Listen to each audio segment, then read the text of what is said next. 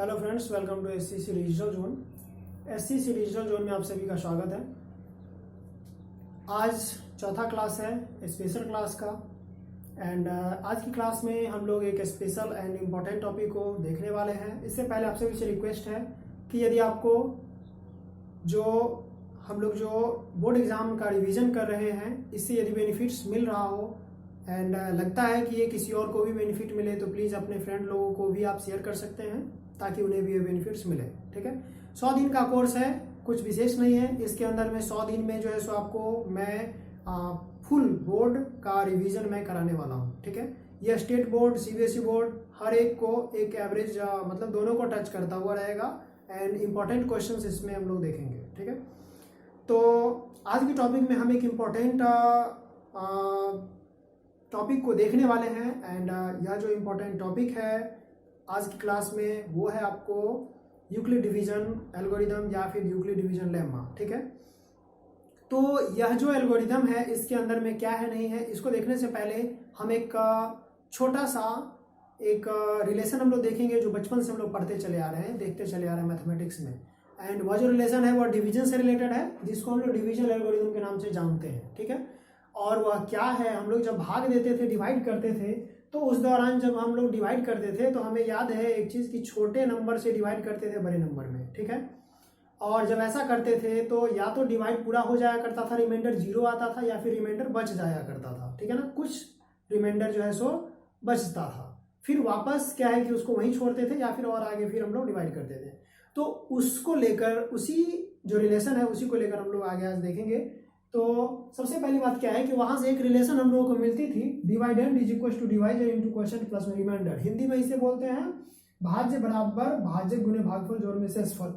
ठीक है, तो यह जो भाज्य बराबर भाज्य गुणे भागफल जोड़ में शेषफल है जिसमें कि दो नंबर जो हुआ करता है हमारा कौन सा, डिवाइडेंड डिवाइजर, जिसमें हम लोग डिवाइडेंड को ए से एंड डिवाइजर को हम लोग बी से रिप्रेजेंट करते हैं। ठीक है, एंड जो क्वोशिएंट है वो हमारा क्यू है and R for remainder, Q for quotient and R for remainder. ठीक है, एंड जो दोनों नंबर है जिससे हम लोग डिवाइड करते हैं वो एंड या फिर जिसमें डिवाइड कर रहे हैं वो ए और बी है। ठीक है, तो इनकी वजह से एक रिलेशन हमें मिलता है, वो रिलेशन है A is equal to B into Q plus में आर। जब इसको हम लोग देखेंगे तो ठीक है ना, ये फर्स्ट जिसमें हम लोग डिवाइड कर रहे हैं डिवाइजर वो जिससे कि भाग दिया जाता हो, डिवाइड जिससे कि करना होता है, एंड इंटू में क्वोशिएंट प्लस में रिमाइंडर होता है। ठीक है, तो इसी रिलेशन को, यह रिलेशन सेम है, इसी रिलेशन को हम लोगों ने आगे जो बढ़ा दिया है या फिर यूं कहिए कि ये रिलेशन सेटिस्फाइड करता है इसको 0 less than equal to R less than B. Means जो आर है रिमाइंडर आपका जो है वह रिमाइंडर जो है ना वो 0 के बराबर होगा या फिर बड़ा होगा। आपने देखा होगा जब भी हम लोग डिवाइड करते हैं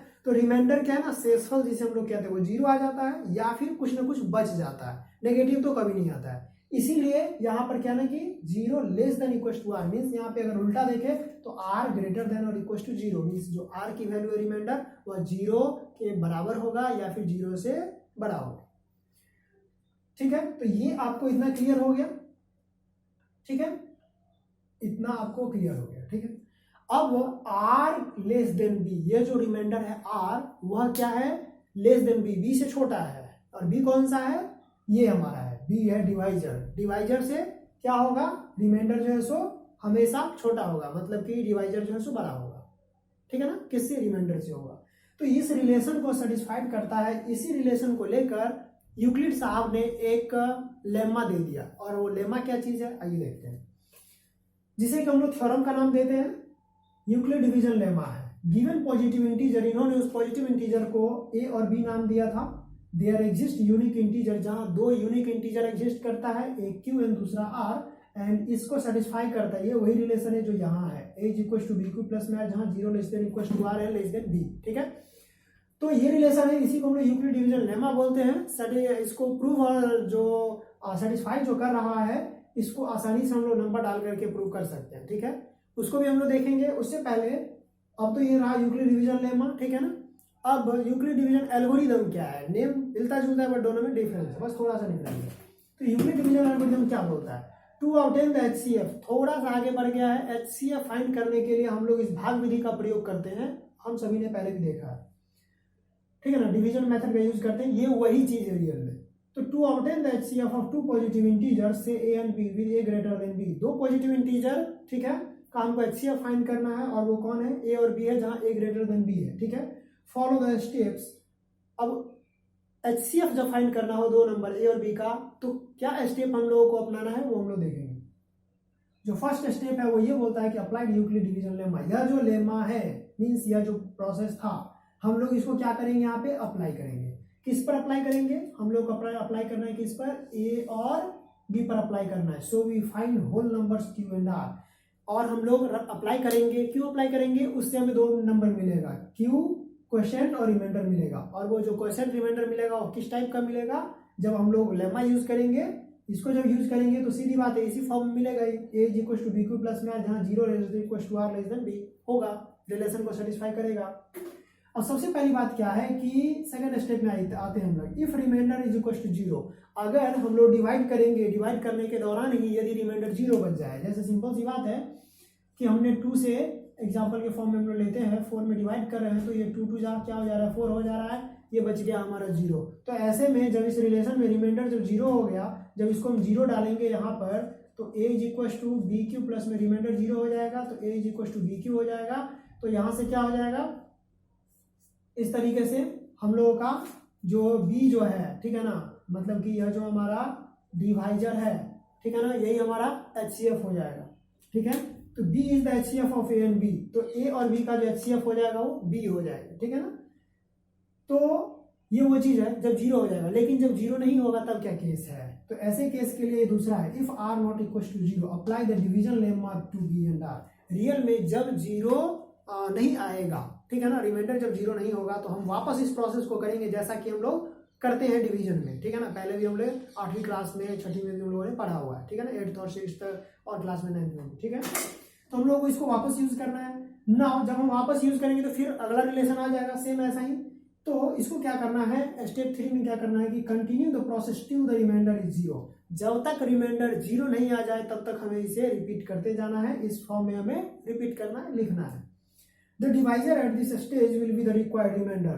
तब जाकर के वो जो लास्ट में जब जीरो आएगा उस वक्त जो डिवाइजर होगा, यहाँ जीरो आ गया तो यहाँ पर डिवाइजर कौन था, ये था, और यही डिवाइजर जिसे कि हम लोग लास्ट डिवाइजर बोलेंगे वही हमारा क्या होगा, HCF होगा, ठीक है। तो रियल में यह जो यूक्लिड डिवीजन एल्गोरिथम था ये यही था कि यह जो प्रोसेस है कैसे करना है, यही हमारा एल्गोरिथम है, ठीक है ना। तो एक बहुत इंपॉर्टेंट है जो कि इससे क्वेश्चन आते ही आते हैं बोर्ड एग्जाम में, ठीक है ना। तो बहुत ज़्यादा इंपॉर्टेंट है, इसको अच्छी तरीके से देखना है, और जो पूरा जो एल्गोरिथम है वो बस यही है। एंड इसके लिए हम अभी एक छोटा सा एग्जांपल देखेंगे, उससे पहले आइए बात करते हैं नोट के फॉर्म में। एक नोट क्या है, तो Euclid division lemma and algorithm are so closely interlinked. यह जो यूक्लिड डिवीजन लेमा है और ये जो एल्गोरिथम है, देख लीजिए आप, लगभग क्लोजली इंटरलिंक है, बट एल्गोरिथम में हमने यह क्लियर कर दिया है कि हम लोग इसके माध्यम से क्या फाइंड करेंगे, इस प्रोसेस के माध्यम से, इस प्रोसेस को अप्लाई करके हम HCF फाइंड करेंगे, ठीक है ना। तो क्या है कि सो क्लियरली इंटरलिंक है दोनों एक दूसरे से, that people often call former as the division algorithm, और लोग इसे नॉर्मली सिंपल वे में डिवीजन एल्गोरिथम के नाम से भी जानते हैं, ठीक है। तो ये था फर्स्ट नोट। एक और note, a lemma is a proven statement used for proving another statement. Real में जो लेमा क्या होता है, तो लेमा एक प्रूवन स्टेटमेंट, मतलब प्रूव किया हुआ स्टेटमेंट होता है, जिसका कि हम लोग क्या करते हैं, दूसरे स्टेटमेंट को प्रूव करने के लिए हम लोग यूज करते हैं। जैसे कि यहाँ पर था, यह जो लेमा था ये क्या है, ये ऑलरेडी प्रूव हो चुका है, अपनी मर्जी से ये तो रिलेशन आया नहीं है, ये रिलेशन कहाँ से आया है, हम लोग ये जो डिवाइड करते हैं तो डिवाइड करने के दौरान ये जो रिलेशन आया वहां से ये रिलेशन आया, ठीक है ना।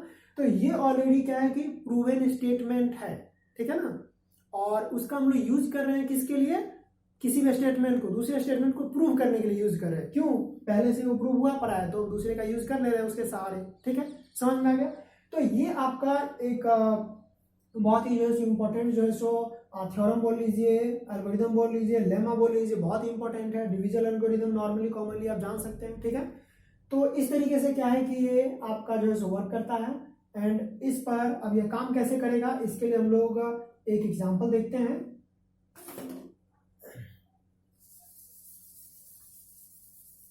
और इसी बेस्ड हमारा क्वेश्चन होगा, ठीक है। अब सिंपल सी बात रही, हम एक एग्जांपल ले रहे हैं, हमें क्या करना है, 2 और 7 का क्या फाइंड करना है, हमें HCF फाइंड करना है, ठीक है ना। तो सबसे पहली बात है, हम लोग का जो डिवीजन जब करना होता था तो ऐसे डिवीजन किया करते थे, 2 3 जा 6, बचा 1, वापस ये क्या कर दिए 2, 1 2 जा 2, ठीक है, 0 आ गया, खत्म। 2 स्टेप में क्लियर हो गया। यह जो 1 रहा ये क्या है, लास्ट डिवाइजर है, और यह जो लास्ट डिवाइजर है इसी को हम लोग HCF बोलेंगे, और वह क्या हो गया, 1 हो गया, ठीक है। तो अब रही बात कि इसी को यूज करके हमें क्या यूज करना है, यहाँ से हमें क्या देखना है, A is equal to BQ plus में R पर हमको फिट करना है इसको। तो यहाँ से जिसमें हमने डिवाइड किया वो 7A था, और B जो है हमारा 2 था, इस वक्त जो क्वेश्चन आया था वो हमारा 3 था, प्लस में रिमाइंडर यहाँ पे 1 आया था, ठीक है ना। वापस दूसरी बार में यह जो हमारा क्या होगा, डिवाइजर होगा, उसको हम लोग यहाँ यूज कर लेंगे, ठीक है ना, A हो जाएगा, और दूसरी बार 1 जो हो जाएगा आप हमारा क्या हो जाएगा, B हो जाएगा, एंड इनटू में ये 2 हमारा क्वेश्चन हो जाएगा, प्लस में रिमाइंडर कितना आ गया, 0 आ गया, ठीक है। जब रिमाइंडर आ जाएगा तो हमको इसको छोड़ देना है, और यहाँ पर ये जो रहा इसे ही हम लोग लास्ट डिवाइजर बोलेंगे, और यही हमारा क्या है, HCF है, और वह कितना है, 1 है, ठीक है। तो यही प्रोसेस है, इसी प्रोसेस के तहत हम लोग HCF फाइंड करेंगे, यही हमारा यूक्लिड डिवीजन एल्गोरिथम बोलता है। तो आशा है आप सभी को ये प्रोसेस समझ में आया होगा।